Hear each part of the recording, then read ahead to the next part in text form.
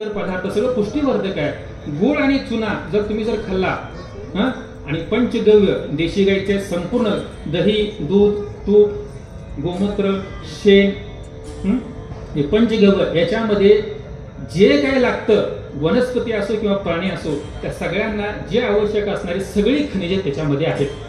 आणि जास्तीत जास्त खनिजे आपल्याला लागतात ती ज्याच्यामध्ये कॅल्शियम आणि फॉस्फरस, ही गुळ आणि खोबरं आणि चुना.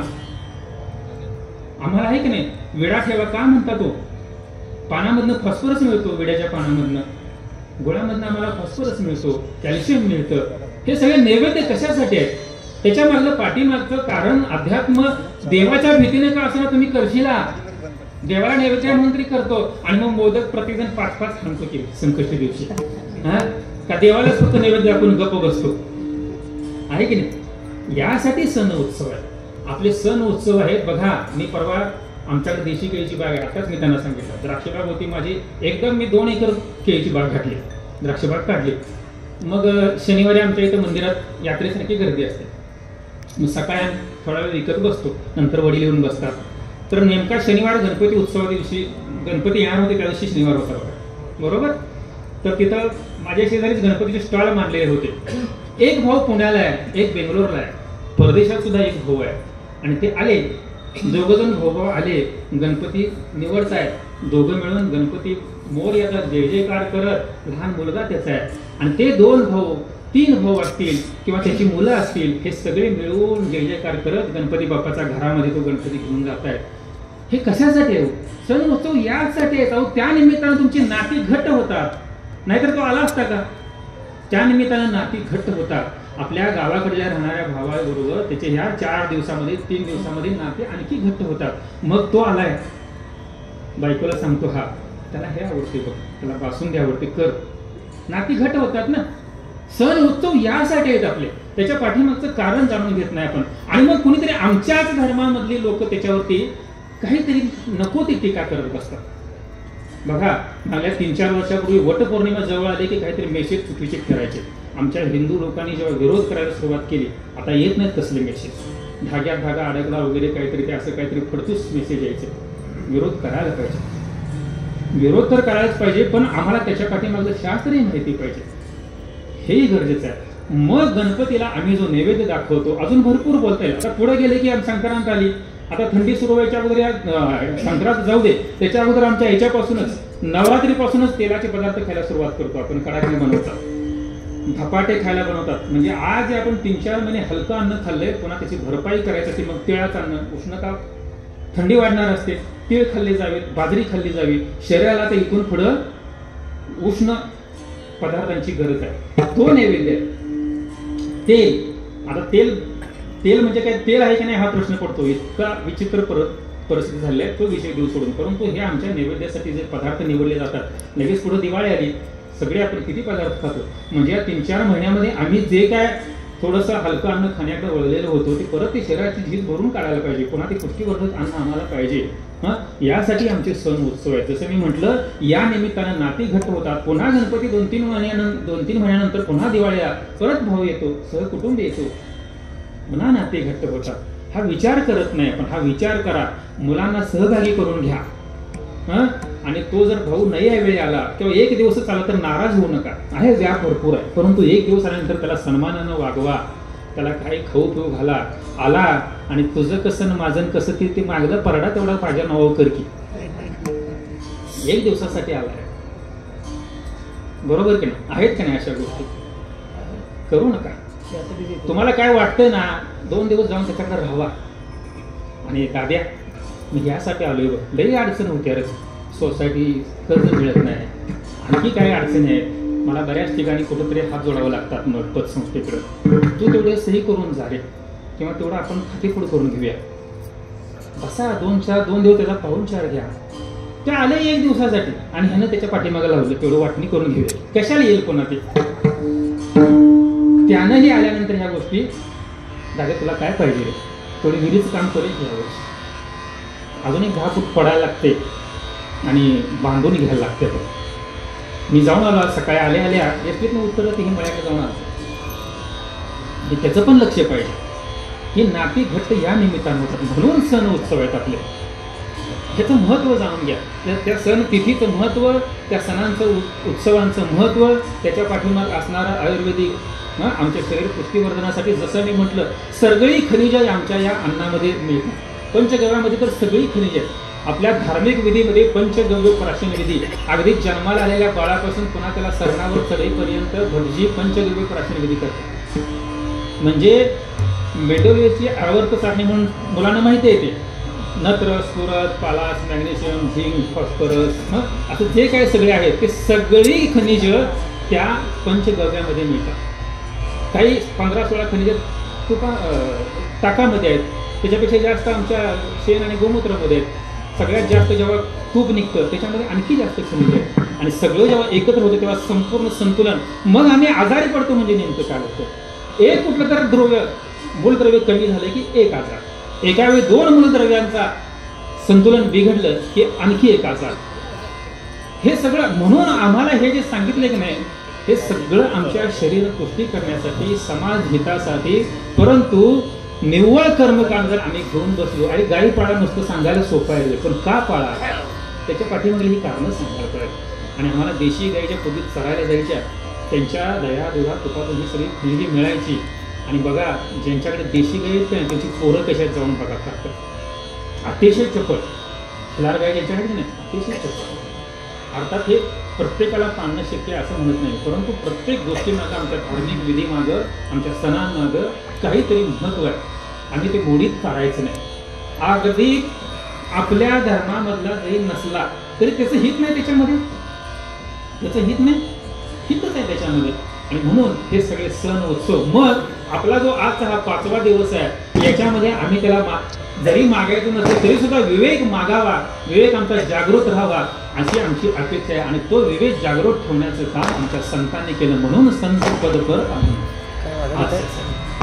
बघा, परवा मी एके ठिकाणी कार्यक्रमाला गेलो, माझा अभंग गाण्याचा कार्यक्रम होता. त्यातला एक नंतर कार्यक्रम झाल्यानंतर एक कार्यकर्ता माझ्या अतिशय जवळ, म्हणजे माझ्यासमोर लहानाचा मोठा झालेला.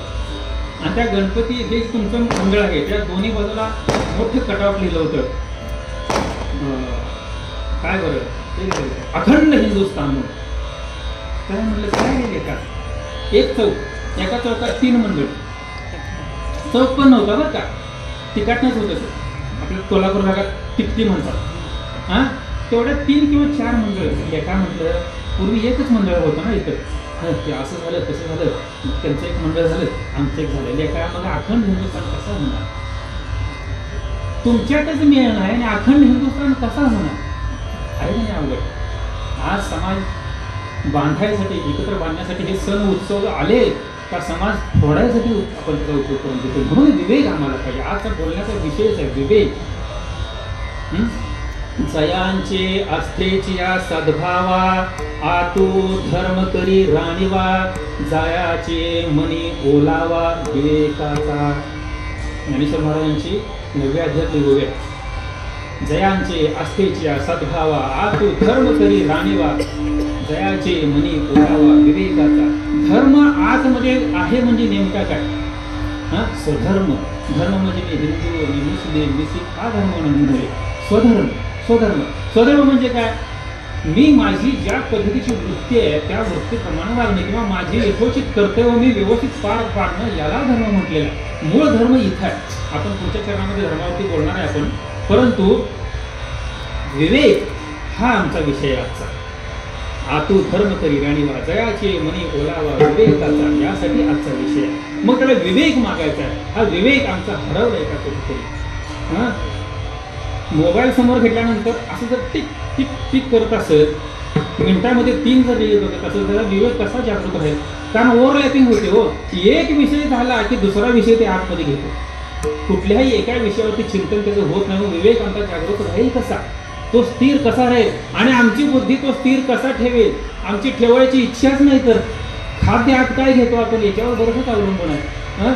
बुद्धीचं काम काय आहे, बुद्धीचं काम काय आहे, निर्णय देणं. निर्णय देणे काम आहे त्याला. पण त्या बुद्धीला निर्णय देण्यासाठी तुम्ही इनपुट काय देता, थोडक्यात तुम्ही त्याला खाद्य काय देता. ज्या विषयावरती तुम्हाला निर्णय घ्यायचा आहे ते मटेरियल कच्चं मटेरियल जर चुकीचं असेल, तुम्ही आतच चुकीचं घेत असाल, आमची इंद्रिय इतकी भोगाधीन झाली असतील तर त्या बुद्धीने निर्णय तरी कसा द्यायचा? मग त्यासाठी विवेकाचं काम कुठे आहे? जेव्हा अनेक विषय मन आतमध्ये घेतं, प्रत्येक इंद्रियाचा विषय वेगवेगळा आहे. आज डोळ्याचे किती विषय झाले आणि हे सगळे विषय आम्हाला एका मोबाईलमध्ये मिळतात. इथं बसल्या बसल्या खायला तुम्ही पिझ्झा मागू शकतो की नाही? काही वाटेल की आम्ही इतकं ह्या मोबाईलनं आमचा अतिरेक केलेला आहे. मग इतका भोगाच्या दृष्टीनं जर इतकं आमच्याकडे काय मटेरियल आलं असेल तर त्या मनानं घेतलेलं खाद्य ते बुद्धीपर्यंत मिक्स होऊनच जाणार ना, किंवा चांगलं काय झाल्याची गॅरंटीच नाही. मग त्यासाठी ह्या दोन्हीच्या मध्ये एक विवेक नावाचा फिल्टर बसवायचा, जाळी बसवायची आपल्याला, तर ती बुद्धी निर्णय चांगला देईल. त्याला पाठवणारं खाद्य जर चुकीच्या पद्धतीतून भरमसाठ नको ते जर त्याला आपण पाठवलं, बुद्धीने निर्णय तरी कसा द्यायचा?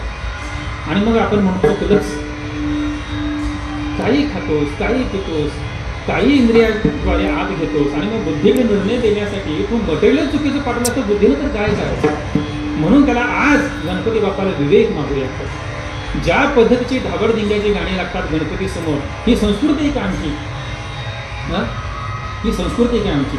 बघा, परवा मी एका कार्यक्रमाला प्रवचनाला बोलवते का, त्याचा खळामा जरा म्हणून मला बोलवतो. मला पण खर्च बोलवत नाही बरं, जरा आपलं स्पष्ट असते, परखड असते. परखड म्हणजे आपण काय कोणावरती टीका करत नाही, परंतु ज्या गोष्टी बोलल्या जात नाही त्या आपण बोलतो. पण त्यांना ते नको असते, ते मिळमिळीत वर्षानुवर्षे चालतात, त्याच चाली, तेच अभंग, तेच बोलावं अशी काही लोकांची अपेक्षा. मग तिथं गेल्यानंतर स्वामी समर्थांच्या मंडळाचं त्यांचं एक संस्था होती, ते स्वतः सर शिक्षक क्लास घेत होते. मला म्हणले आपल्याकडे तरुण पिढी भरपूर असते, श्रोता मुलं भरपूर असतात आणि जरा बाहेरचं बोला म्हटले, जरा अध्यात्मामध्ये जास्त फल जाऊ नका. अहो म्हटलं मी चिंतन करावे म्हणले, अनन्य चिंतयोमा ए जना तरी उपासते. या 9व्या अध्यायातल्या 22व्या श्लोकावरती अनन्य चिंतयोमा तेषा नित्याभियुक्तानाम योगक्षेम वहाम्यहम. 9व्या अध्यायातला हा 22वा श्लोक म्हणजे ज्ञानेश्वरीमधला किंवा गीतेमधला सगळ्यात महत्त्वाचा आणि मध्यवर्ती श्लोक आहे. त्यावरती मी चिंतन करून आलं नाही, म्हणजे आपला श्रोता असायचा, बरं ठीक आहे म्हटलं. आणि मी मंदिरात त्यांच्या ऑफिसपासून मंदिरापर्यंत गेलो, मंदिरात आत प्रवेश केला आणि स्वामी समर्थांचा फोटो त्याच्या खाली तो श्लोक लिहिला होता आणि त्याच्यामध्ये खाली लिहिलं होतं, धर्म संस्कृती टिकले तर धर्म टिकेल आणि धर्म टिकला तर राष्ट्र टिकेल.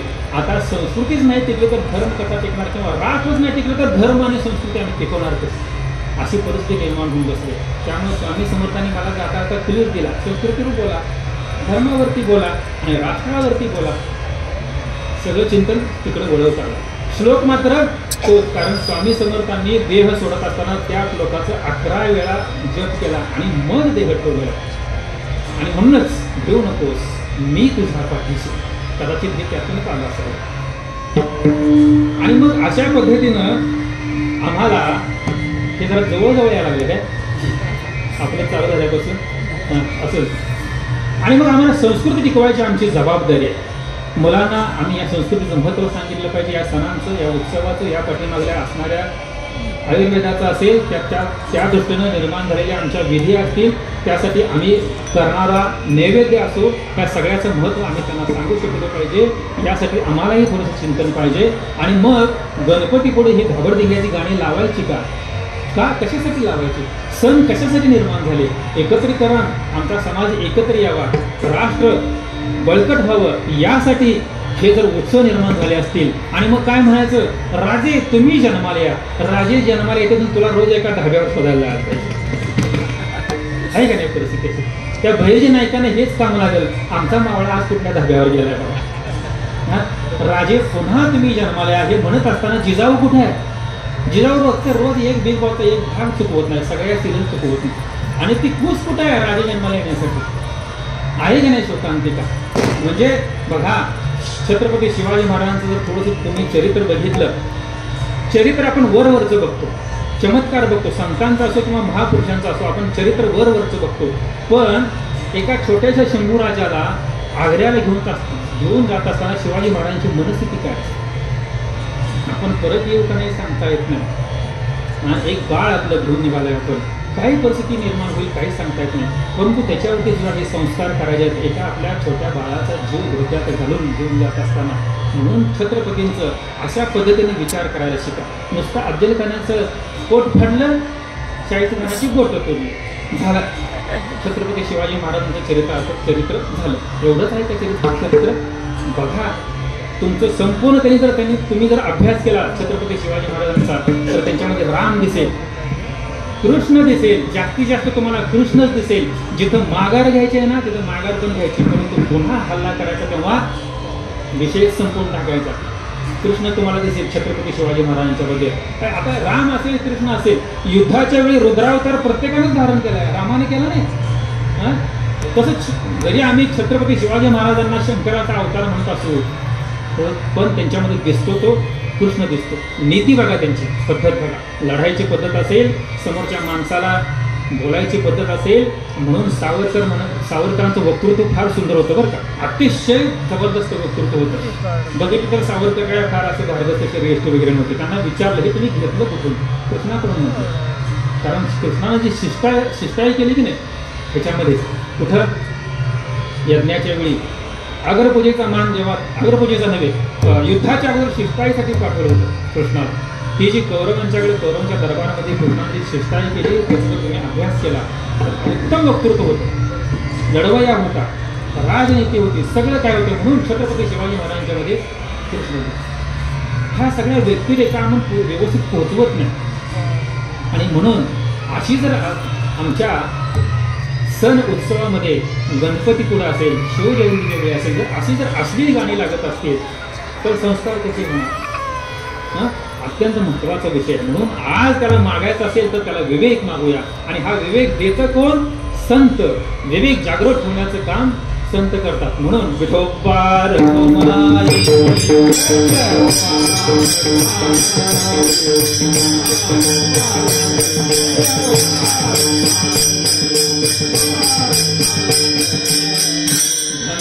संसारी दयावंत ते अंतरी, येथे उपकारासाठी आले घर ज्या वैकुंठी. वैकुंठामध्ये निवांत राहायचं सोडून, सगळ्या सुख उपभोग घ्यायचं सोडून इकडे कशाला आले? आम्ही वैकुंठवासी,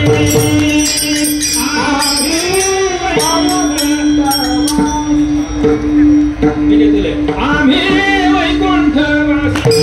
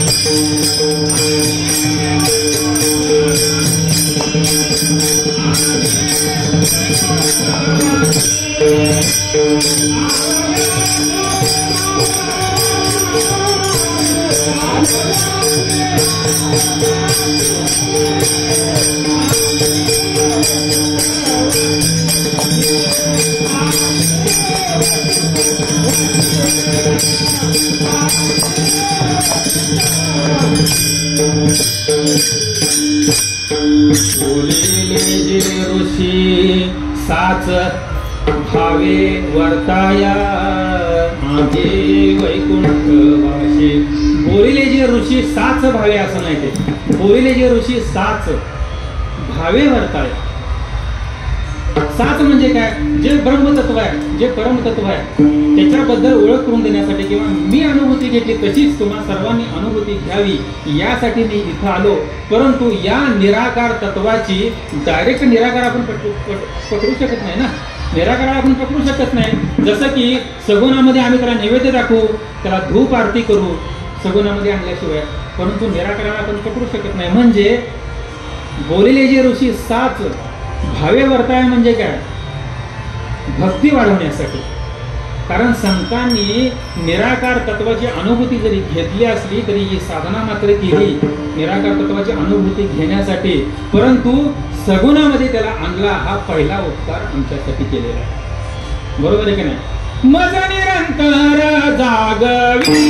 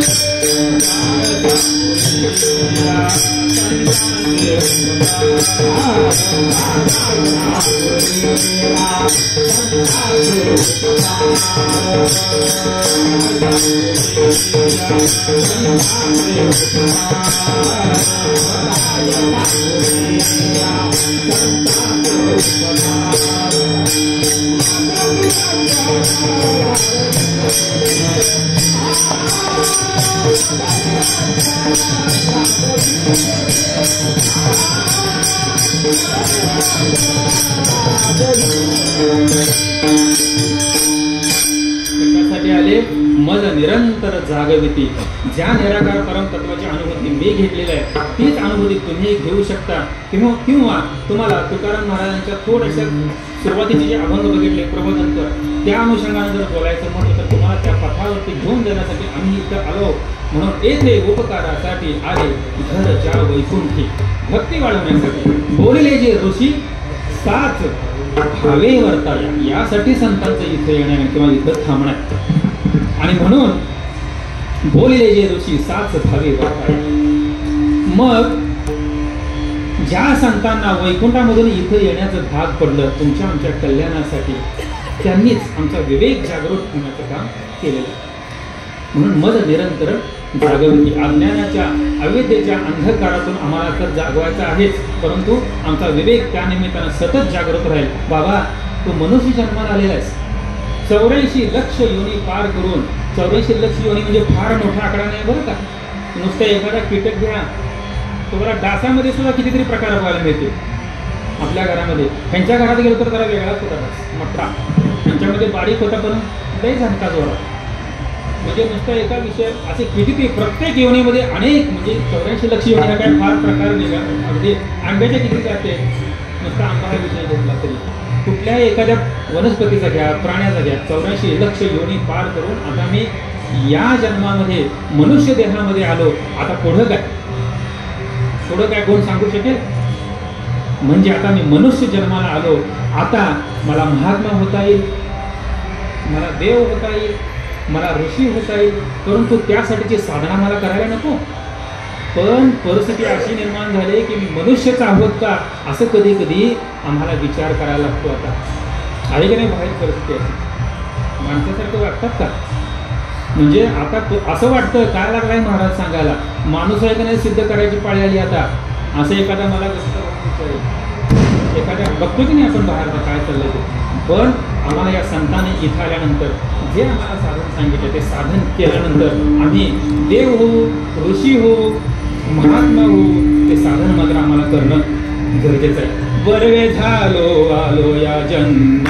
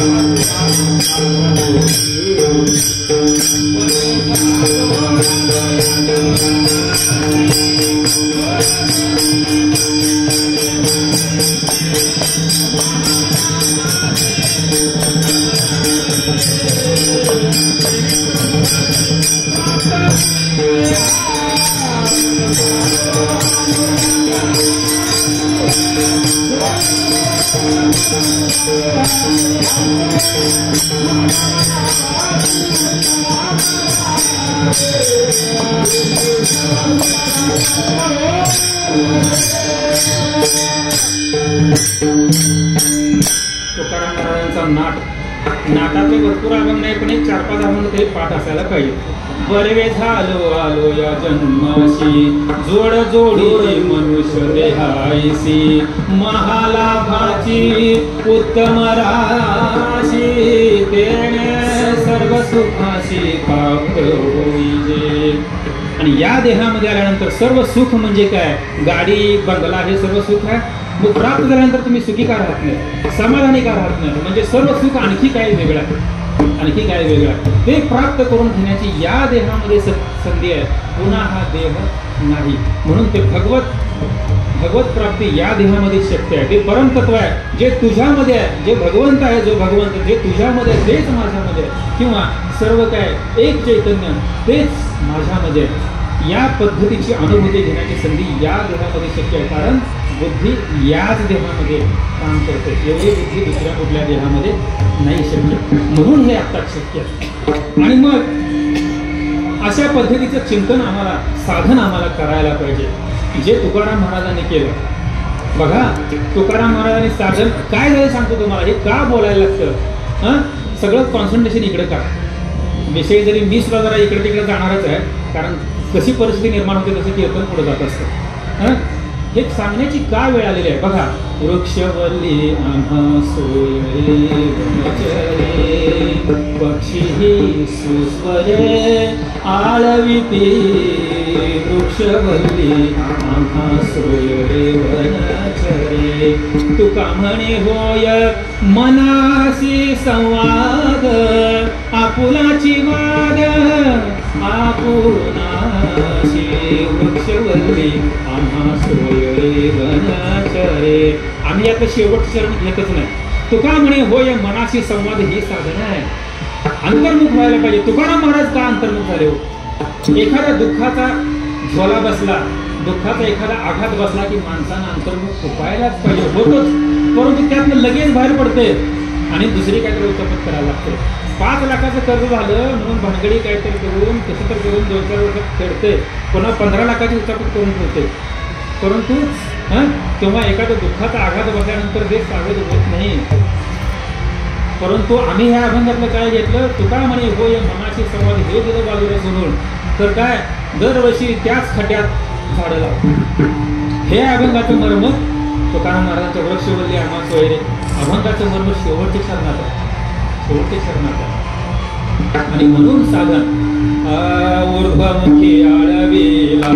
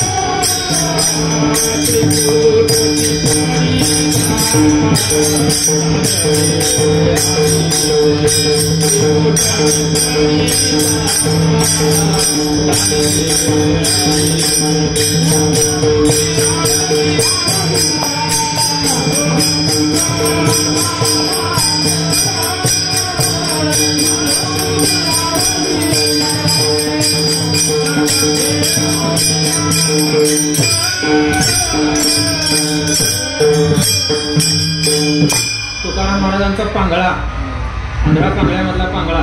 ऊर्ध्वमुखी आळवीला सोहम शब्दाचा नाद, त्रिकुट शिखरीला दान मिळ्या येत. ही साधना तुकाराम महाराजांनी केलेली आहे. आमचा समज काय करून दिलाय माहिती आहे का? संतांनी आम्हाला फक्त टाळ कोटायला शिकवलं. चुकीचं आहे समज. आमचं जीवन तर उन्नत झालंच पाहिजे.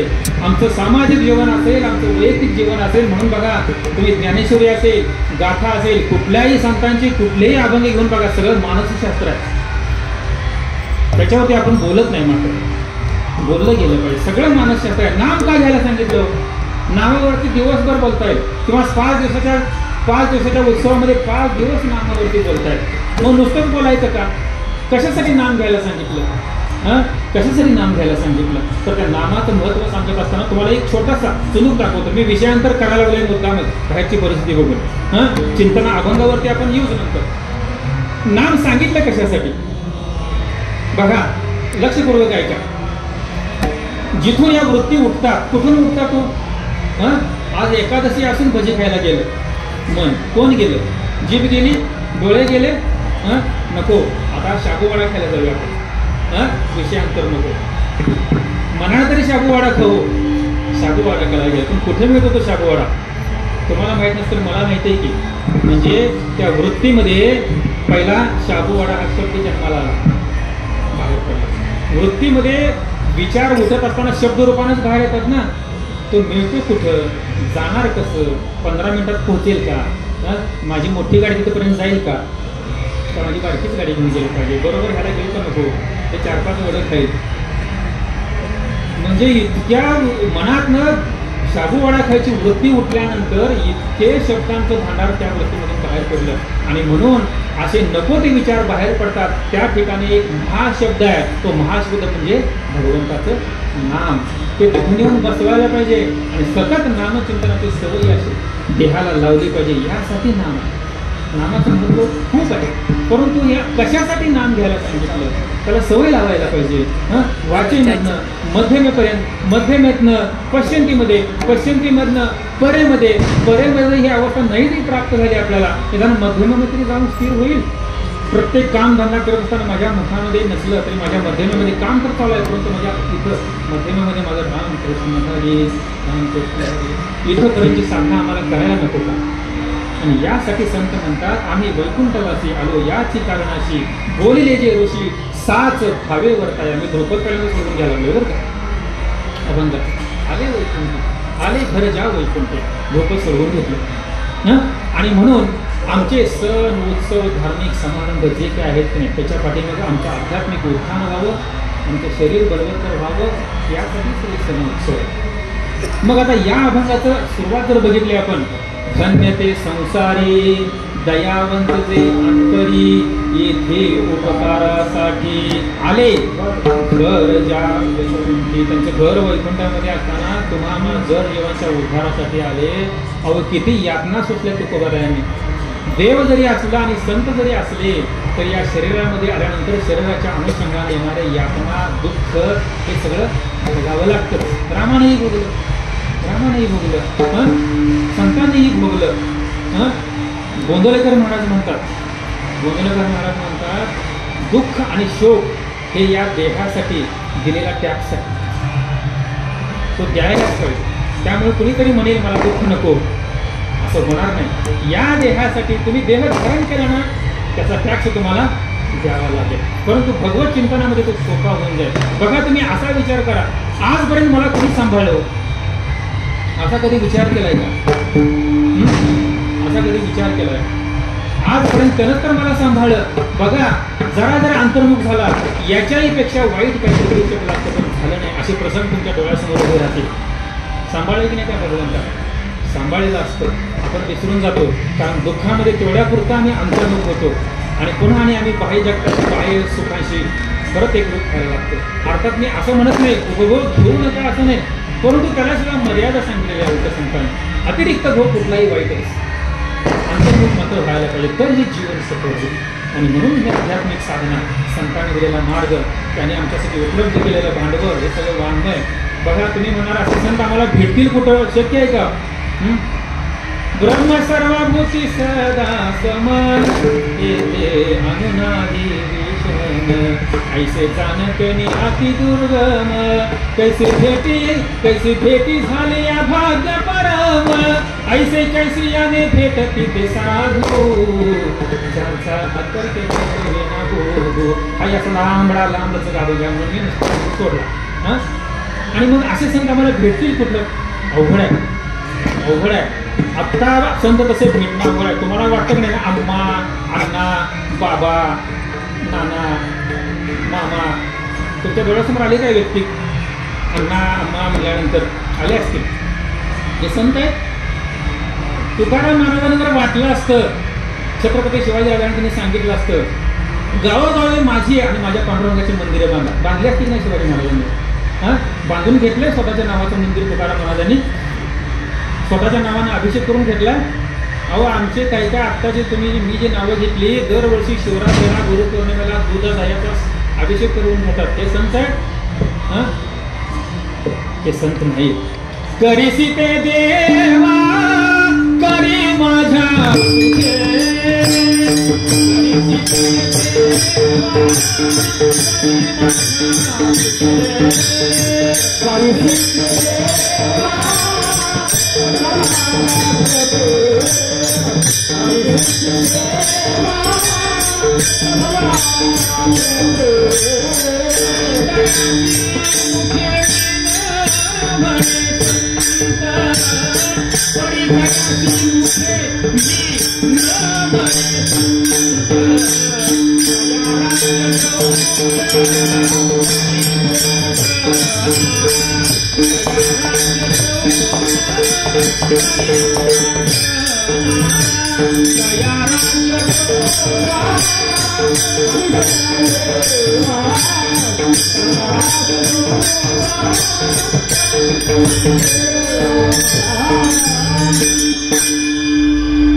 परितयासी मुखे मिन म्हणे संत, करीसी ते देवा करी माझ्या सुखे, वश दंभ माना इच्छे झाले. तुकाराम महाराज देवाशी भांडण करतात. करीसी ते देवा करी माझ्या सुखी, करी मी तयासी न म्हणे संत, मी कुणालाही संत म्हणणार नाही, तू म्हटलास म्हणून. त्याचा क्रायटेरिया लावला तुकाराम महाराजांनी. बघा आपल्याला बाह्य अंगाने बघायची सवय लागली की नाही. संत म्हणजे भगवी वस्त्र परिधान केलेला, पांढरी वस्त्र परिधान केलेला, लांब लचक दाढी, भरजरी असा पोशाख, उपरणं, भरजरी असं बांधलेलं ते काय फेट्यासारखं, असे संत आम्हाला बघायची सवय लागली बाह्य रंगानं. पण तुकाराम महाराज म्हणतात लागले ना तुला बाह्य अंगानं बघायची सवय. हे बाह्य लक्षणं जे आहेत की नाही, राहू दे सगळे गुण बघायचे. हे 5 बाह्य लक्षण लावून बघा की, करीसी ते देवा करी माझ्या सुखी, परितयासे मी न म्हणे संत, जया राज्य द्रव्य करी उपार्जना, वश दंभ माना इच्छे झाले. 6 सांगितले. राज्य, एखादा आश्रम स्थापन करायचा. मी विषयांतर केलेलं नाही, परंतु संतांच्यावरती मुद्दाम बोलायला ह्या जरा खोल जायला लागलं तर ह्याचा आपल्याला त्रास होणार आहे. आपल्याला खोल जास्त जायचं नाहीच तरी सुद्धा, परंतु जरा आजचं चिंतन हे घेऊया. जया राज्य उपार्जना म्हणजे काय? एखादा आश्रम स्थापन करायचा, मठ स्थापन करायचा आणि त्या मठाच्या किंवा आश्रमाच्या अध्यक्षस्थानी मीच पाहिजे. नवे मी गेलो तर माझा पोरगा, माझा नातू, इतकी व्यवस्था करून ठेवायची. राज्य नाम सत्ता. जया राज्य द्रव्य. आता आश्रम स्थापन केला, मठ स्थापन केला, हे चालवण्यासाठी द्रव्य लागतं. मग यज्ञ यागादी क्रियाकर्म करा, वर्गणी काढा. हे अध्यात्म आहे? हे अध्यात्म आहे? नाही हो, अध्यात्म अजून वेगळंच आहे. बघू जाता जमलं तर आजच सांगून. द्रव्य म्हणजे कुठलीही संस्था चालवायची म्हणलं की द्रव्य आलं. तुकाराम महाराजांनी अपेक्षित नाही बरं का. आज जे अनेक लोक बघतो आपण, कोट्यावधी रुपयाची संपत्ती गोळा केलेली, ज्यांना आपण संत म्हणतो, ते संत तुकाराम महाराजांच्या भाषेत नाही. हा क्रायटेरिया लावून बघा, ही सगळी कारणं लावून बघा. जया राज्य द्रव्य करी उपार्जना, वशीकरण करतात, भोदगिरी करतात, त्याला तुम्ही संत म्हणणार. दंभ दांभिकपणा, त्याला संत म्हणणार. बोलतोय एक आणि करतोय एक, आणि त्याच्या भानगडी उडाल्यानंतर आज त्यातले काही कुठं आहेत संत आहेत की नाही तुरुंगात. वश दंभ माना मान. आता मानाचं लय अवघड आहे बरं का. एखाद्या कामिनी कंचनापासून एखादा संत दूर राहील. रामकृष्ण परमहंस म्हणायचे कामिनी कांचन म्हणजे स्त्रीपासून किंवा द्रव्यापासून सुद्धा दूर राहील, परंतु मान मला बोलवलंच नाही. गेलो तर खरं, मला खाली बसवलं, स्टेजवर बोलवलं नाही. संतांना हा मान अत्यंत अवघड आहे बरं का. म्हणजे रामकृष्ण परमहंस म्हणायचे कामिनी कांचनपासून एक वेळ तो दूर राहील, परंतु मानाच्या बाबतीत मात्र लय अवघड आहे. आणि मग या मानाच्या बाबतीत होतं काय बघा. आश्रम स्थापन केला, मठ स्थापन केला, द्रव्य गोळा करायला लागतं हे सगळं चालवण्यासाठी. वश म्हटलंच मी, दांभिकता सगळं सांगून झालं. माना आणि इच्छे झाली, हे तर फार मोठा प्रॉब्लेम आहे. आणि मग आम्हीच सतरंजी उचलायचं. दरवेळी आम्ही उपासनाला येतो, दर गुरुवारी आम्हीच सतरंजी उचलायच्या, आम्हीच काळ गोळा करून ठेवायचं, जेवायची कधी तर शेवटच्या पंक्तीमध्ये आम्ही साधना करतो. आपला वेगळाच मठ स्थापन करूया. त्या मानापोटी एका आश्रमाचे, एका मठाचे 2 मठ झाले, 2 आश्रम झाले. हा मान म्हणून इतका अवघड आहे. आणि म्हणून या 5-6 क्रायटेरिया लावून बघा तुम्ही, त्याला संत म्हणणार का तुम्ही? म्हणून कुठलाही आम्हा, दादा, बाबा यांच्या नादाला लागू नका हो. ज्ञानेश्वर महाराज, संत तुकोबराय, समर्थ, नाथ महाराज, नामदेव महाराज यांनी जे सांगितलं, जगामध्ये याच्यापेक्षा वेगळं ज्ञान काहीही नाही, काहीच नाही.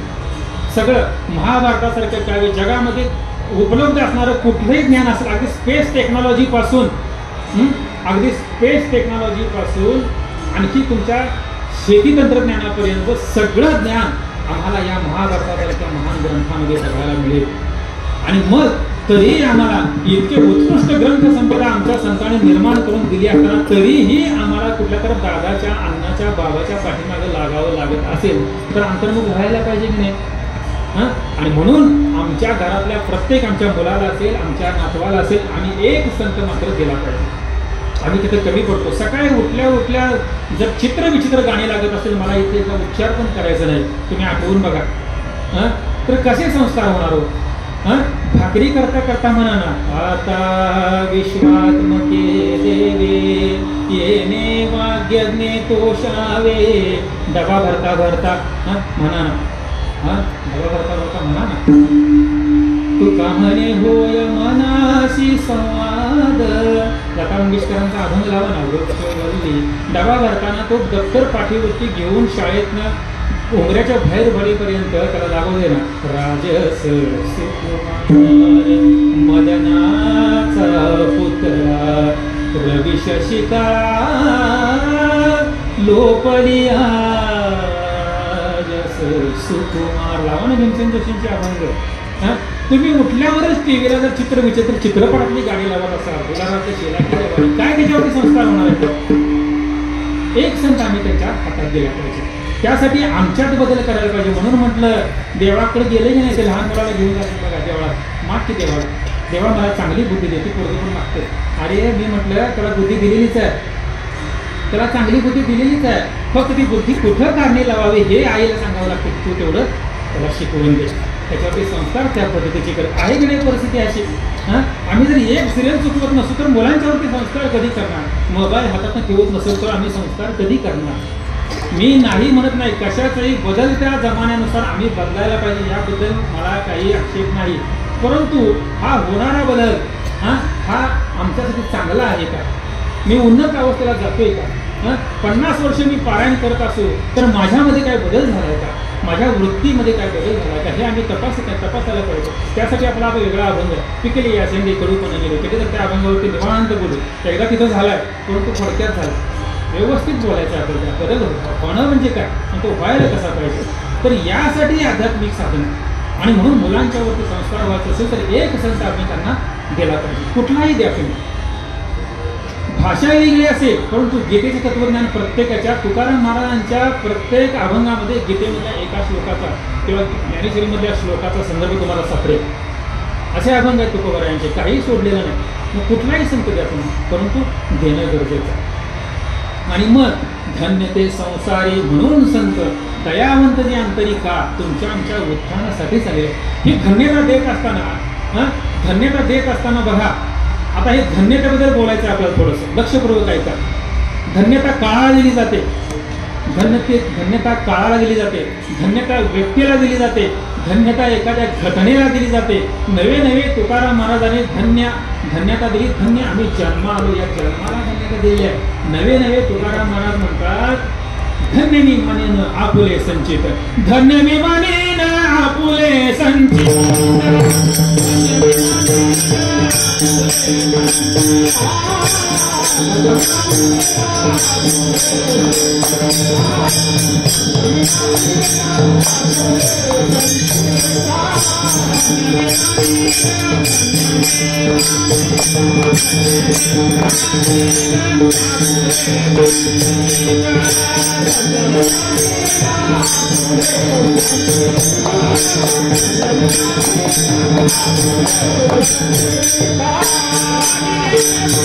Thank you.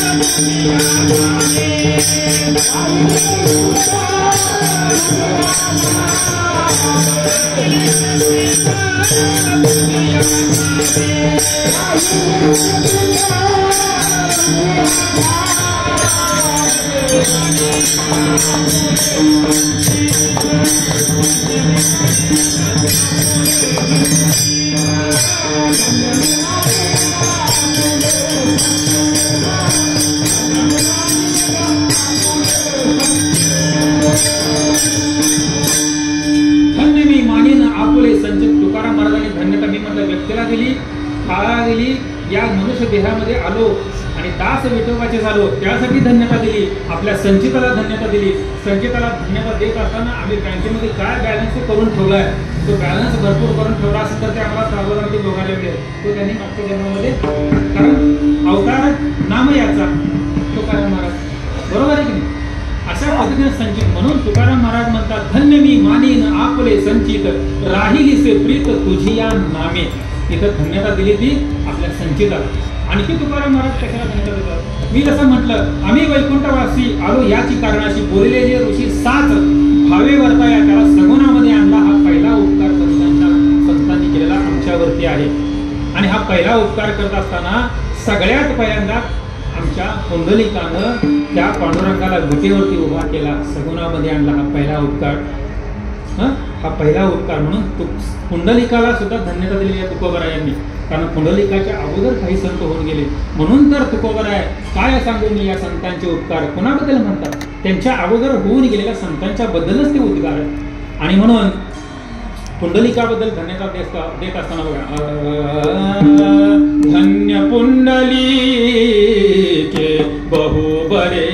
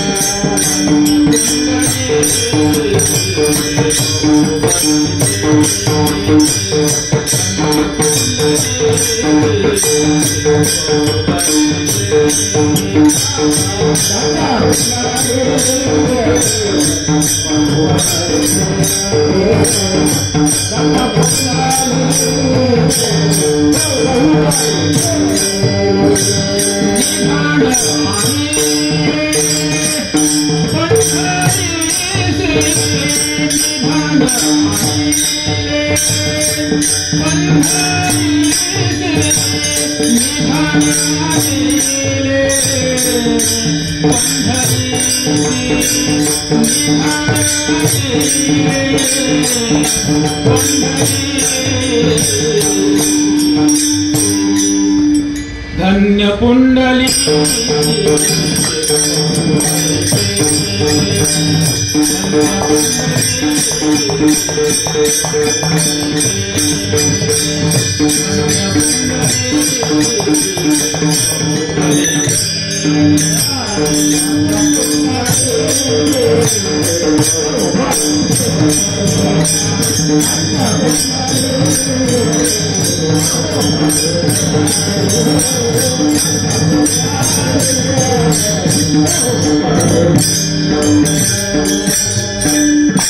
धन्य पुंडलिके बहु बरे केले निधान आणले पंढरीचे. हा पहिला उपकार.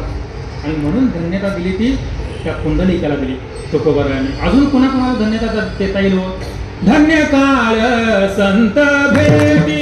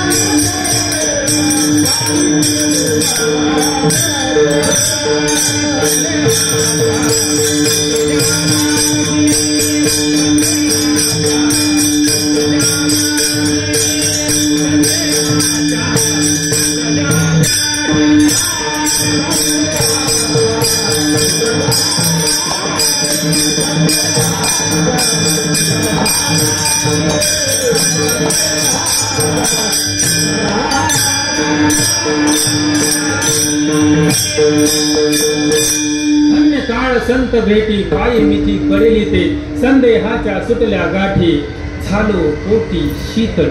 मग आम्हाला तुकाराम महाराज, ज्ञानेश्वर महाराज, नाथ, नामदेवराय, आमचे चोखोबा असे संत भेटल्यानंतर पुन्हा आणि कुठल्या तर बाबाने अन्नाच्या मागे लागले संदेहाच्या सुटल्या गाठी. तरी सुद्धा इथे सप्त्याला पण येते आणि कुठल्या तर बाबाकडे मध्ये आले जातोय. अशी परिस्थिती आहे. अशा पद्धतीने साधना तुमची कडेला जाणार नाही. आणि म्हणून धन्यता दिली ती संत भेटण्या या काळाला किंवा भाग्य. संत भेटले याला भाग्य पण म्हणलं तर तिकडे जायला नको आता आणि चिंतन जातं वेगळी. मग आणखी कशाला दिली धन्यता? धन्य आम्ही जन्मालो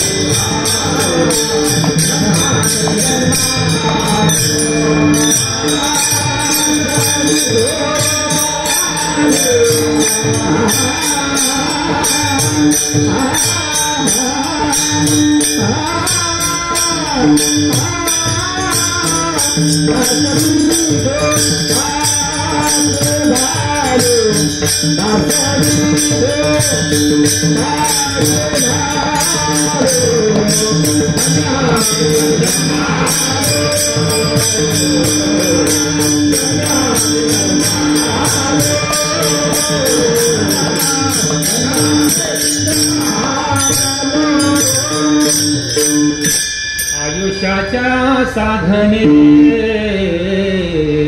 सच्चिदानंद पदवी घेणे आयुष्याच्या साधने धन्य आम्ही जन्मालो. या अभंगाची सुरुवात इहलोकीचा हा देह देव इच्छिता ती पाहे पाहे धन्य आम्ही जन्मालो. या मनुष्य देहामध्ये येण्याला तुकाराम महाराजांनी धन्यता दिलेलं आहे. आणि याच देहामध्ये आयुष्याच्या साधने सच्चिदानंद पदवी घेणे हे याच देहामध्ये शक्य आहे. म्हणून आम्ही वैकुंठवासी आलो याचे कारण येथे उपकारासाठी आले घर ज्या वैकुंठी. आणि मग हे साधन आम्हाला मात्र करावं लागेल.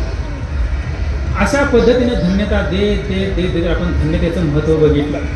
आता धन्यता शब्दाची थोडीशी फोड करतो आणि मध्यचरण घेतो. धन्यतेबद्दल व्याकरण दृष्ट्या बोलायचं म्हटलं तर ते आपण चिरफाड करत बसण्यात काय अर्थ नाही. त्याच्यापेक्षा काही उदाहरणं बघितलं तर तुम्हाला धन्यता सांगता येईल, तुम्हाला बोलता येईल त्याच्यावरती. एक उदाहरण काळजीपूर्वक ऐका. सीमेवरती एक जवान आहे, रक्षणासाठी सीमेवरचा आमचा जवान. ते तिथे एखाद्या अतिरेकाचा त्यानं गोळी घालून खात्मा केला किंवा शत्रू सैन्याचा त्यानं खात्मा केला. आपण त्याला धन्यता देतो की नाही? धन्य माता पिता तयाचे असं सुद्धा म्हणतो. माता पितेला सुद्धा धन्यता दिलेली आहे. धन्यतेवरती भरपूर बोलता येईल, परंतु मी विषय आटोपता घ्यायला लागलो, कारण एकाच विषयावरती आज बोलता येणार नाही. कधी तर आपण 2 दिवस याच्यावरती कीर्तन करू, 3 दिवस करू. मग त्या सीमेवरच्या जवानानं अतिरेकाचा गोळी घालून खात्मा केला किंवा शत्रू सैन्यातला एखादा खात्मा केला गोळी घालून, त्याला आपण धन्यता देतो की नाही?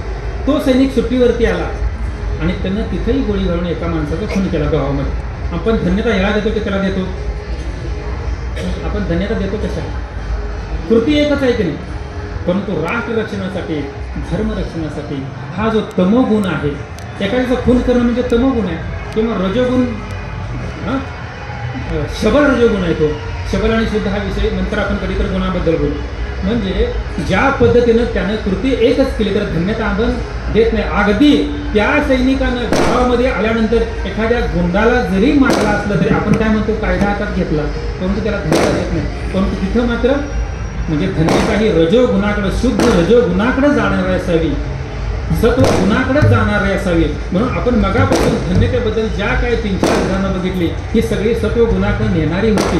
पुंडलिकेचं धन्यता असो, तुकोबारायांनी काळा दिलेली धन्यता असो, किंवा या जन्मामध्ये येण्यामध्ये सार्थकता असो. दास विठोबाची झालो, दास आम्ही एखाद्या गल्ली गोळ्यातल्या नेत्याचे झालो नाही, त्याला धन्यता दिली नाही. दास होणार कृती एकच आहे की, आणि दास व्हायचं, ज्याचा आम्ही दास होतो त्याचा रात्रीत भरवसा नाही. ज्या नेत्याचा आम्ही दास होतो त्याचे पाय चाटतो, उदाहरणार्थ रात्रीत भरवसा नाही, ते सकाळी दुसऱ्याच पक्षात असतो. आणि घरात स्वाभिमान घाण कुठे होतो आपण, गल्ली गोळातल्या नेत्याच्या पायाशी, आणि घरात मात्र आणि भावकीत मात्र हे आपण स्वाभिमानाने राहत असतो. लेका घरात राहा, घरात व्यवस्थित राहा, त्याच्या पायाशी रोज लोटांगण घेऊन स्वाभिमान राहण्याचा काय अर्थ आहे? आणि भावकीमध्ये तुझा स्वाभिमान आढळा येतो, कुठं कोणाशी सरळ नाही तुझं स्वाभिमान, इथंच कसा तुझा आढळा येतो रे? ज्या नेत्याचा भरवसा रात्रीच नाही तिथं तुझं स्वाभिमान घाण ठेवतो. कशासाठी? 250 रुपयाच्या एका जेवणाच्या ताटासाठी. रात्रीत मतं फिरली सोसायटीची आमच्या, एकच टाकलं होतं, तिथं स्वाभिमान कुठं जातो रे तुझा? दास विठोबाचे झालो याचा अर्थ अंतर्मुख झालो, शोधित जाऊ आता विठ्ठला. तुकाराम महाराज चरण आहे बघा, शोधित जाऊ आता विठ्ठला, मला कसा त्रास दिला हा, म्हणजे बायको मेली, दुष्काळ पडला, हे सगळं झालं. तुका म्हणे नको ऐशी याचा संघ, शोधित जाऊ आता विठ्ठला. म्हणजे कुणाला? विठ्ठलाला. म्हणजे लगेच तुकाराम महाराज असा लोकांनी त्रास घेतल्यानंतर घेतले ना आणि गेले पंढरीला, असं नाही झालं. अंतर्मुख झाले, एका आघातानं अंतर्मुख होता आलं पाहिजे, व्हायला पाहिजे. परंतु त्या आघातातनं जरा मोकळा झाला की आम्ही दुसऱ्या उचापती करतो. म्हणून मी मगाशी म्हटलं, म्हणून दास व्हायचं असेल तर धन्य आम्ही जन्म आलो, दास विठोबाचे झालो. धन्यता तुम्हाला याच्यामध्ये म्हणायला पाहिजे. आणि म्हणून संत भेटले याला धन्यता मानली पाहिजे. विषय थोडक्यात आलेला आहे धन्यतेबद्दलचा. आता आपण मधली चाल घेऊया आणि शेवटचे 2 चरणामध्ये अत्यंत महत्वाचं दया हा सोडवणार आणि विषय मधली चाल घ्या. धन्यते संसारी दयावंत जे अंतरी, येथे उपकारासाठी आले घर जगवून.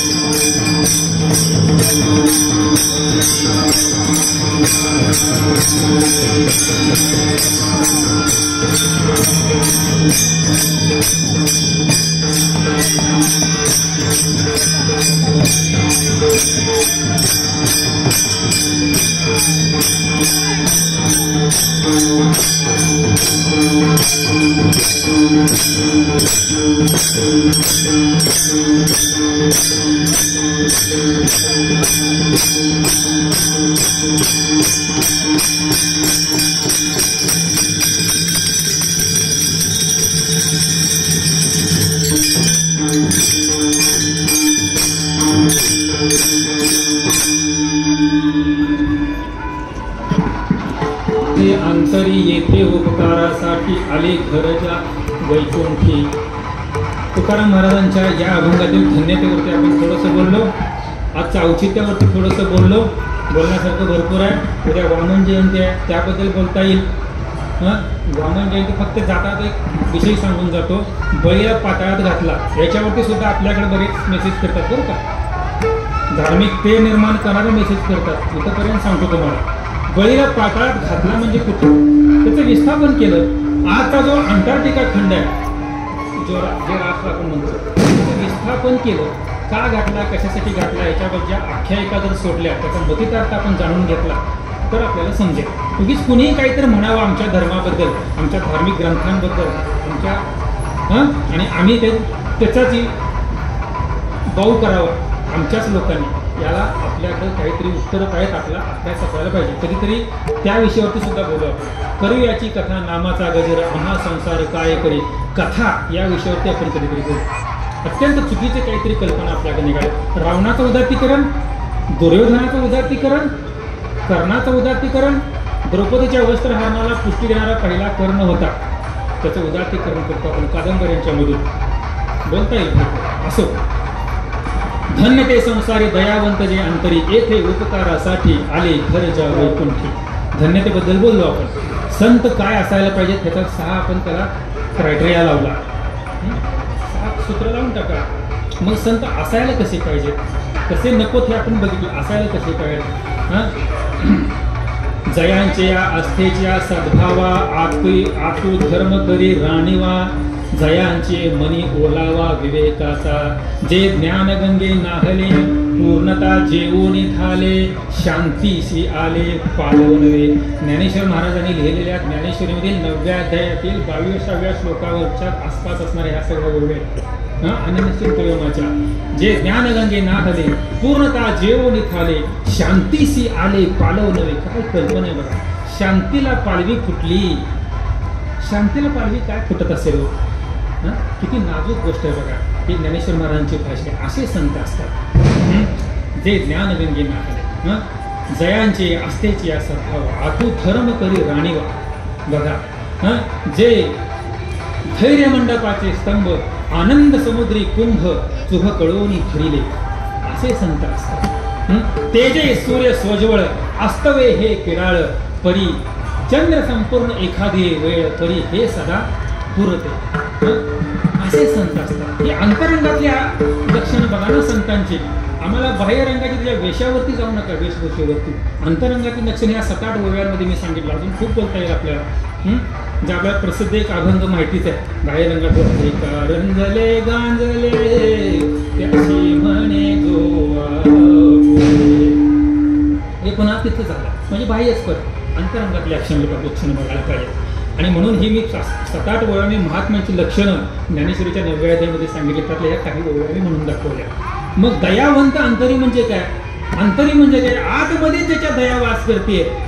आपला तो बाब्या दुसऱ्यासाठी कार्ट नव्हे. शत्रूवरतीही तशीच दया, मित्रावरतीही तशीच दया.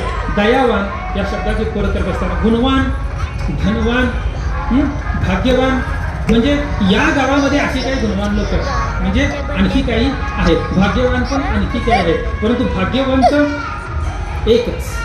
दयावान तुम्ही दयावान हे आहे ते आहे. परंतु दयावंत एकच. दयावंत म्हणजे या शब्दाचा अर्थ मी का सांगायला लागलोय, सर्वश्रेष्ठ अशी. दयावान बरेच जण आहेत, परंतु त्याच्यामध्ये उच्च असे किंवा सर्वश्रेष्ठ असे, त्या सगळ्यांच्या मध्ये सुद्धा उच्च. जसं धनवंत, आपण काही गावातल्या सगळ्या श्रीमंतांना धनवंत म्हणत नाही, धनवान म्हणतो, परंतु धनवंत मात्र एकच असतो. तसं दयावंत जे अंतरी फक्त संतच असू शकतात. म्हणजे सर्वतोपरी सर्वापरी आणि सर्वाभूती अशी दया, आणि सर्व काळ म्हणजे आज यांच्याबद्दल दया होती खरं उद्या नाही असं नाही संतांचं. यांच्याबद्दल दया आहे खरे ह्यांच्याबद्दल नाही असं नाही, यांच्याबद्दलही आहे यांच्याबद्दलही आहे, सर्वांच्या बद्दल दया. म्हणून भूतांची दया ही भांडवली संत असं म्हटलेलं आहे तुकारामांचा अभिनय. म्हणजे सर्वाभूती सर्वतोपरी सर्व काळ दया, म्हणून दयावंत जे अंतरी अशी दया आहे संतांची. मग ही दयावंत म्हणत असताना ही दया आम्ही त्याचा चुकीचा अर्थ घेतला का? दया तिचे नाव भूतांचे पालन,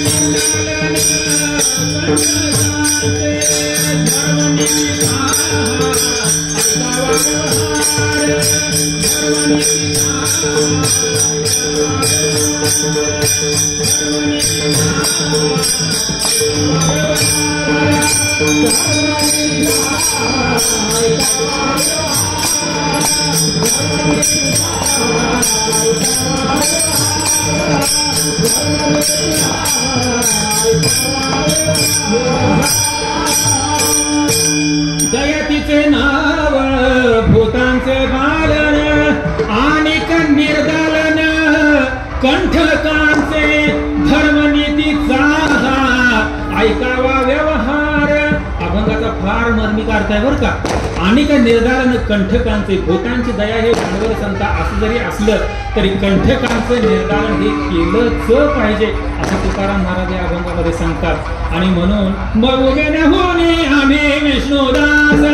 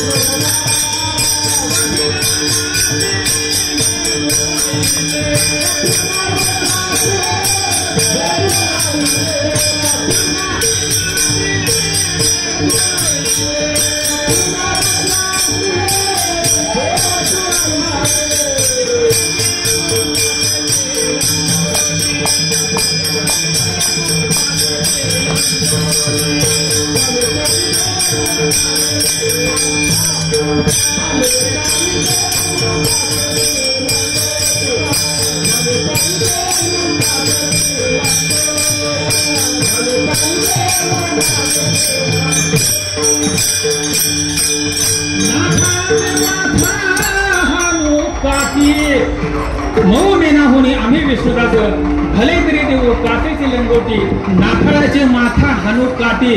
आम्हाला तुम्ही नुसतं टाळसुटे समजू नका. जसं मी मगाशी म्हटलं साधना पण केली तुकारामांच्या साधनेबद्दलचे आपण दोन अभंग प्रमाण म्हणून बघितले. परंतु सहिष्णू आदान म्हणजे किती असायचं? भले तरी देऊ काटेची लंगोटी इथेपर्यंत ठीक आहे, परंतु नाथाळाचे माथा हानू काटे राष्ट्र रक्षणासाठी आणि धर्म रक्षणासाठी हे पावले आम्हाला उचलायला पाहिजे.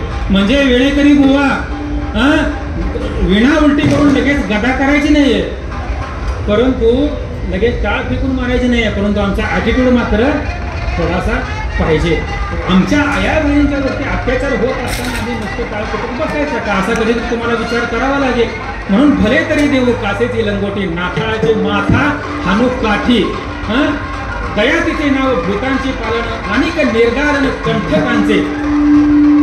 माया कशी आहे संतांची, म्हणजे जिथं धर्मरक्षण आणि राष्ट्ररक्षण जिथं गरज आहे तिथं आमची दया थोडीशी बाजूला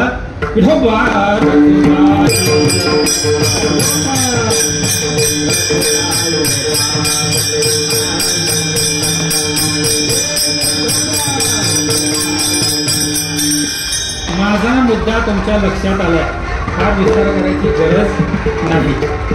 म्हणून धर्मनीतीचा हा ऐकावा व्यवहार, धर्म हा आपला पाया, हे सगळं खरंच आहे. स्वधर्म त्यासाठी अत्यंत महत्त्वाचा आहे. ज्या पद्धतीची आमची वृत्ती आहे त्या वृत्ती आम्ही त्या वृत्तीनुसार वागणं किंवा आमची कर्तव्य नीट पार पाडणं याला स्वधर्म म्हणतो. आज जो आम्ही हिंदू मुस्लिम शीख धर्म म्हणतो तो धर्म नव्हे, म्हणजे कोणीच त्यांनीही समजू नये आम्हीही समजू नये, हा धर्म नव्हे. कुठला धर्म दुसऱ्याला मार असा सांगणार नाही. मला सगळ्यांच्या धर्माच्या बद्दल फार आदर आहे असं नाहीच म्हणणार होतं, मग आम्ही तसं म्हणू. परंतु सहिष्णू म्हणजे किती याचा कधीतरी आम्हाला विचार करायला पाहिजे. त्यासाठी हा दया तिथे पालन अनेक निर्माण कंठकांचा. आता लक्षपूर्वक ऐका, कितीही डिस्टर्ब झाला तर मी विषय सोडत नाही. मगाशी थोडंसं मी बाहेर गेलो, परंतु आपल्याला आवश्यकता सांगत गेलो. आता एक मूळ मुद्दा सांगतो. अशी दया आम्हाला का उपयोगाची नाही, एक इतिहासाचा एक दृष्टांत सांगतो, एक पुराणाचा दृष्टांत सांगतो आणि कीर्तन संपवतो. बघा, छत्रपती शिवाजी महाराजांचे सेनापती होते, सरसेनापती होते प्रतापराव गुजर. प्रतापराव गुजरांचा आणि बहलोल खानाची लढाई झाली. युद्ध आपल्याला माहिती आहे. युद्ध झालं, बहलोल खान शरण आला, तो पराभूत झाला. बहलोल खानाला प्रतापराव गुजरांनी छत्रपती शिवाजीराजांना न विचारता सोडून दिला. सोडून दिल्यानंतर राजाने जेव्हा हे कळालं की प्रतापराव तुम्ही चुकला, तुम्ही हे करायला नको, हो ही अवलाद साधी नाही, पुन्हा स्वराज्यावरती चाल करून येईल आणि शरण आला म्हणून त्याला सोडलं, हे फार चुकीचं केलं. अशा पद्धतीचं धर्महित असं पत्र छत्रपती शिवाजीराजांनी प्रतापराव गुजरांना लिहिलं. आता हे पत्र कसं असायला पाहिजे, मोठ्यांचं पत्र कसं असतं आणि आमचं कसं असतं हाही विचार वेगळा पुन्हा कधीतरी करू.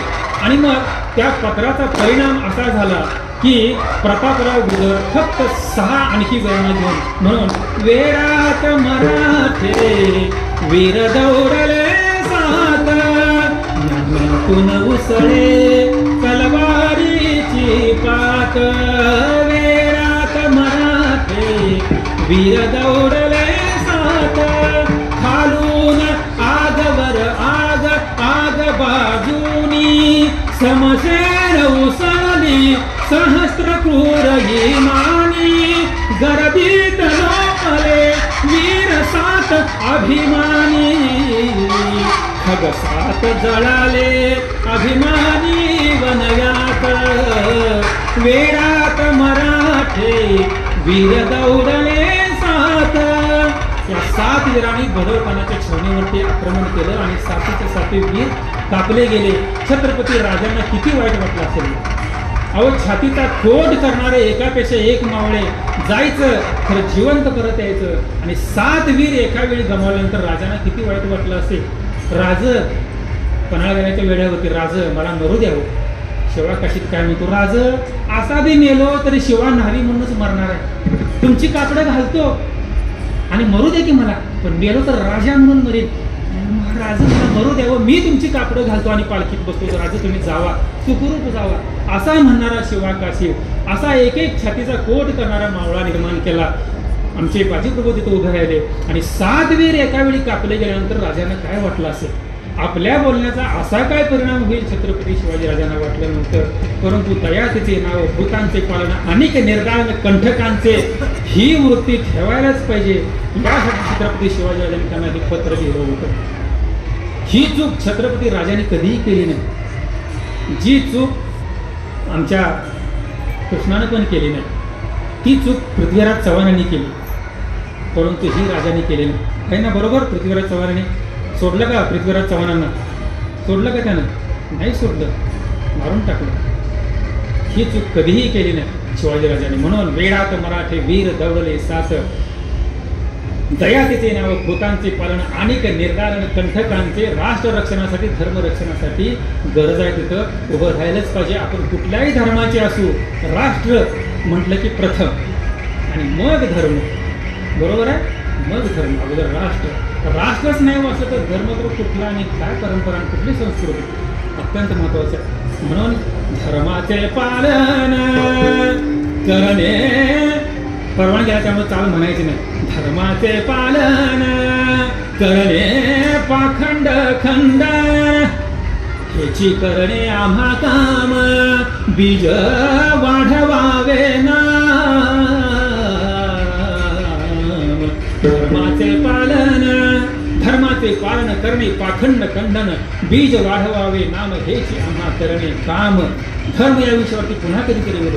प्रत्येक विषयावरती आपल्याला व्यवस्थित बोलता येईल, चिंतन मांडता येतील, त्रिगुणावरती बोलता येईल, संतांवरती बोलता येईल, आमच्यामध्ये अध्यात्म पथावरती असताना काय बदल व्हायला पाहिजे यावरती बोलता येईल. सगळं संतांना आणि ज्ञानेश्वर महाराजांच्या ज्ञानेश्वराला आपण सगळे प्रमाण धरून काही बाहेर बोलताना इतकं आपलं वाङ्मय सुदृढ असो. दयातेचे नाव भूतांचे पालन, अनेक निदान कंटकांचे थोडंसं लक्षात ठेवा. आजच्या कीर्तनातलं मर्म दया, नुसता टाळकट्यांचा आमचा संप्रदाय नव्हे हे डोक्यातून काढून टाका. परंतु आमचा ॲटिट्यूड थोडासा असायला पाहिजे, अशी परिस्थिती येऊन घेतलेली आहे. धन्य ते संसारी दयावंतचे अंतरी, येथे उपकारासाठी आले खरजा वैकुंठी. आता दया, करुणा आणि कृपा याच्यामध्ये काय फरक आहे हेही बोलता येईल आपल्याला. कोणाकडे तरी हात अभंग घेऊन आपण तिकडे चिंतन करू राम मंदिरात. आणि मग राहिले तुकाराम महाराजांच्या या अभंगाचे शेवटचे दोन चरण राहिले. काय बरं, तुका मधुरावाणी ओठी, तुका म्हणे वाव कोटी, हे शेवटचे चरण. संत कसे असतात त्याच्याबद्दलची मागाशी मी भरपूर लक्षणं सांगितलेली आहेत. अंतरंगातले सांगितले, बाह्य लक्षणामध्ये सांगितले. आता आपण शेवटच्या चरणापर्यंत येऊन ठेपलेलो आहोत. मधुरावाणी ओठी, तुका म्हणे वाव कोटी, असं जरी असलं तरी सगळं काही सामावून घेण्याची क्षमता या संतांच्या मध्ये आहे. आणि म्हणून त्यांनी जो मार्ग आम्हाला आखून दिलेला आहे त्या मार्गावरती आम्हाला चालायचं आहे. झाडू संतांचे मार्ग आडराणी भरले जग, तुम्हा मला पुन्हा त्या आध्यात्मिक पथावरती उत्थान होण्यासाठी, उन्नत अशा अवस्थेला पोहोचण्यासाठी संत आमच्यासाठी इथं आले. आणि त्यांच्यासाठी आपण धन्यतापूर्वक वंदन करूया आणि या समारंभाची, या उत्सवाची सांगता आपण करूया. भैरवी घ्या आणि तुमच्या नियमाप्रमाणे आरती वगैरे काय असेल ते घ्या. मधुरावाणी ओठी, तुका म्हणे वाव ओठी. मधुरावाणी ओठी,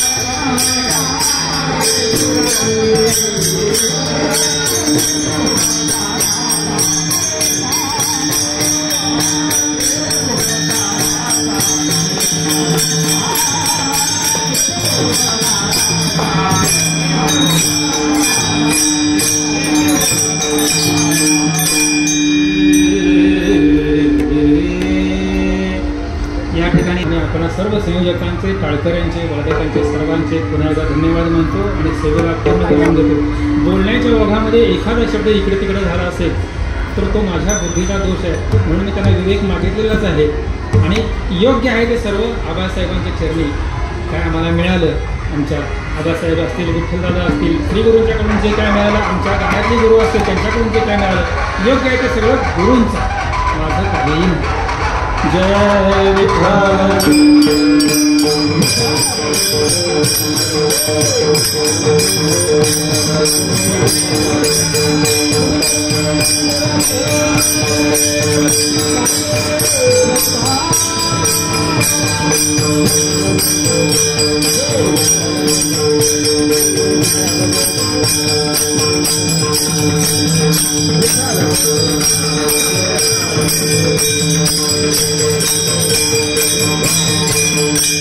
बोले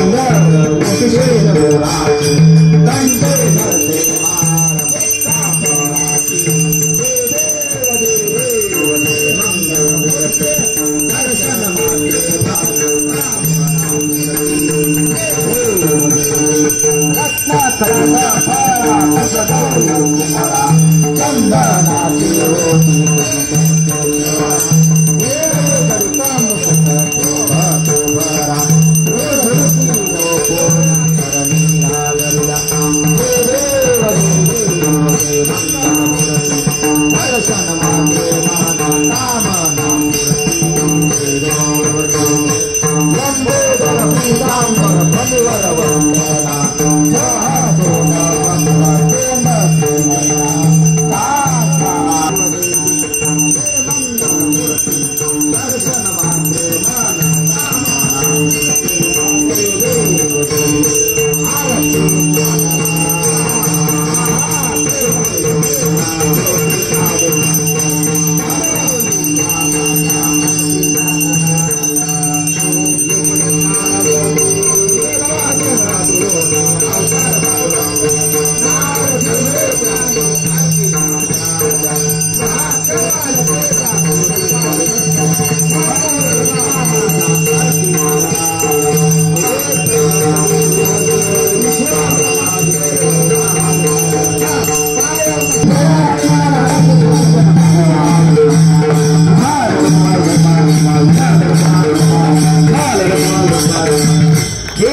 ज्ञान वेगादिवा तुझा विसरण व्हावा गोड दागिना वरवी तुम्हाला दे सर्व ज्ञान केलं भक्ती दरसभा सत्संग